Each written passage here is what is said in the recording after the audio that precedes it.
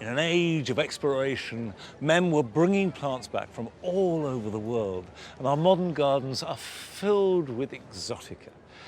However, the Japanese maple, which was introduced a couple of hundred years ago, before Wilson was born, puts people off sometimes because they think that it's tricky and there are problems with growing it. But James Wong has been to meet an Acer nurseryman who shows that not only is it beautiful, but it's easy to grow.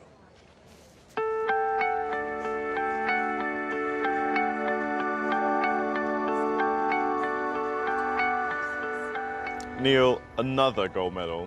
How many have you got? Yeah, this year we've had 5 on the trot, which is the first time ever. That's every show? Every show, yeah. We normally get a silver gilt thrown in, but this year we've done 5 on the trot, so we're really pleased. Well, it's not a surprise at all. I mean, I look at the stand and it's so perfect. They just have this reputation for being really difficult to grow. So how have you done it? What's the secret? Well, the secret is that they need a good bright light, sunny position for the purples, the greens, pale colours, dapple shade, and an even amount of moisture to the roots, so an even watering regime.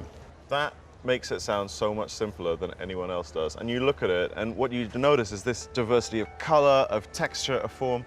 Incredible. Yeah, they're a fantastic plant.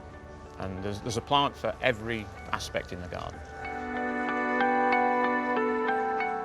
Neil, leave it to me to find the one tiny flaw on your whole stand. This poor little guy here, he has what a lot of people would call sunburn or wind scorch, and it's as the tips of the leaves just start to go brown and crisp up. Well, that is a misconception. It isn't windburn and it's not sun scorch. It's actually dehydration.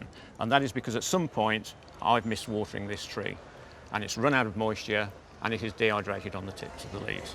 So the answer is just to water it more? The solution is to water on a regular basis so that the water runs away. So this is a plant that comes from the mountains of Japan in really quite well-drained slopes, but at the same time is constantly moist. Yes, and you can't overwater them either.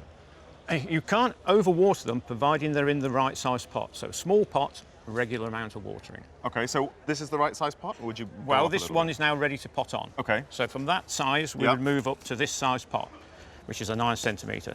So that's as big as you would go. But that's, I mean, there's only like a finger space in each corner there. That's all it needs. It just needs enough moisture to keep it ticking over. Okay, any kind of pot? Any kind of pot, ceramic or plastic, but you don't use terracotta. They're great to grow in, but they dry out too quickly and you'll get this effect. So tell me about the one at the front. Okay, the one at the front, we've repotted it and we've put it into a larger pot and we've filled the void with gravel, which means you can water on a regular basis and the excess water runs away. And the bigger pot stops it from toppling over? And that's correct. Okay, and any type of compost in there? Any type of compost except ericaceous. A lot of people, it's a misconception, they believe that they should use ericaceous compost. They don't need it. They're not an acid-loving plant.